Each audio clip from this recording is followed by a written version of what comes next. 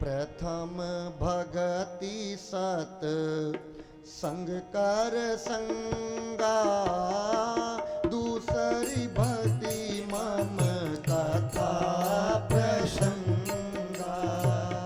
प्रथम भगति सत संग कर संगा, दूसरी रति मम कथा प्रसंगा। गुरुपद पंकज सेवा, तीसरी भक्ति अमान, चौथी भक्ति मम गुण गना, करई कपट तज ज्ञान। मंत्र जाप मम दृढ़ विश्वासा, मंत्र जाप मम दृढ़ विश्वासा। पंचम भजन सो वेद प्रकाशा, पंचम भजन सो वेद प्रकाशा।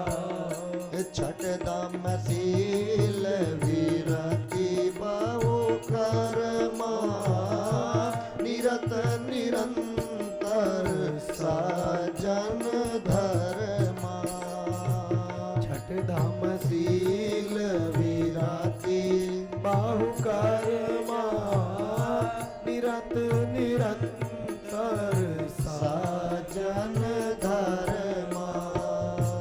सात विषम मोहि मैं जग देखा, मोते संत आदिक कर लेखा।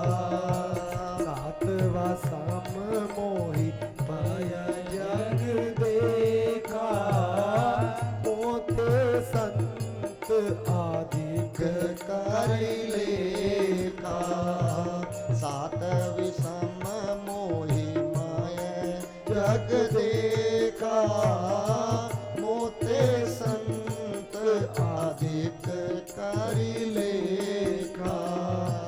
आठव जता लाभ संतोषा, सपने उन्हें गए कहाँ पर दोषा। आठवा जथा लाभ संतोषा, सपने उन्हें गए कहाँ पर दोषा। नवम सरल सब सन चलही ना, नवम सरल सब सम चलही ना। मम भरोस ही है हरस ना दीना, मम भरोस ही है हरस ना दीना। मम भरोस ही है हरस ना दीना। नवदा भक्ति सुनाई भगवान ने कहा, प्रथम भक्ति सत्संग कर संगा। पहली भक्ति है किसी संत का संग मिल जाना। किसी संत का संग मिल जाना। संत कैसे मिलते हैं देखिएगा, संत ही अनंत की प्राप्ति करा सकता है। संत अचानक से आते हैं। जिस घर में ग्रंथ पढ़े जाते हैं उस घर में संत को बुलाना नहीं पड़ता, उस घर में संत अपने आप ही आ जाया करते हैं। दूसरी भक्ति में भगवान कहते हैं, दूसरी रति मम कथा प्रसंगा। जो कथा में बैठकर, कथा पांडाल में बैठकर केवल कथा को मन से सुनता है। ये नहीं कि कथा में तो बैठ गए, मन कहीं बाहर है और तन यहीं पर बैठा है। ये दूसरी भक्ति भगवान ने बताई। तीसरी भक्ति में भगवान कहते हैं, गुरुपद पंकज सेवा, तीसरी भक्ति अमान। जो भगवान को छोड़कर पहले गुरु के चरणों में प्रणाम करे, प्रेम करे, अनुराग करे, ये तीसरी भक्ति है। चौथी भक्ति में भगवान कहते हैं, चौथी भक्ति मम गुण गण करहि कपट तज ज्ञान। जो कपट नहीं करता, छल नहीं करता, जो कपट को छोड़कर भगवान की भक्ति में लगा है, ये मेरी चौथी भक्ति है। पांचवी भक्ति में कहते हैं जो गुरु के द्वारा दिए गए मंत्र का जप करता है, लेकिन गुरु ऐसा नाम ना दे जो अपना ही नाम का जप कराए। गुरु भी भगवान का ही नाम दे, उसी का जप किया जाए। ये मेरी पांचवी भक्ति है। और छठी भक्ति में भगवान कहते हैं मां, जिसका इंद्रियों पर काबू हो, अपनी इंद्रियों पर वश रखता हो, इंद्रियों को वश में रखता हो, वो मेरी छठी भक्ति है।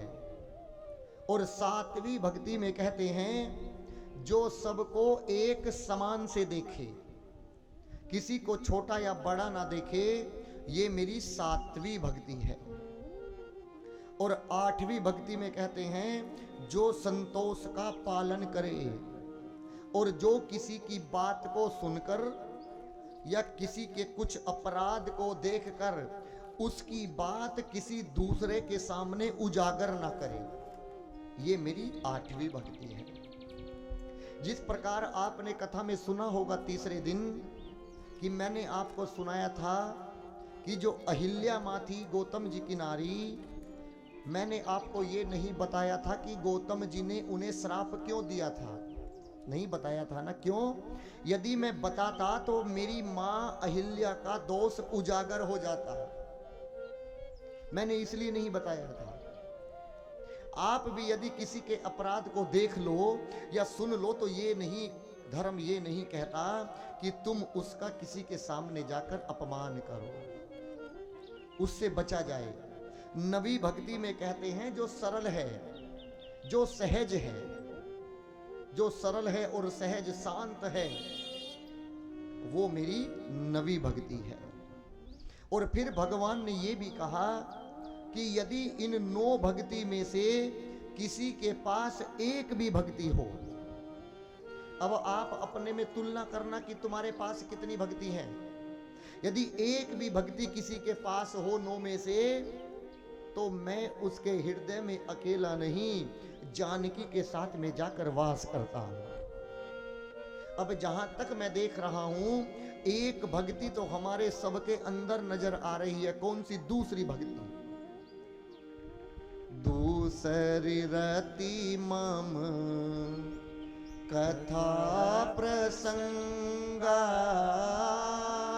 कि आप लोग कथा में बैठकर कथा के प्रसंगों को ध्यान से सुन रहे हैं, ये दूसरी भक्ति है। इसका मतलब है कि आपके पास भी भगवान रहते हैं।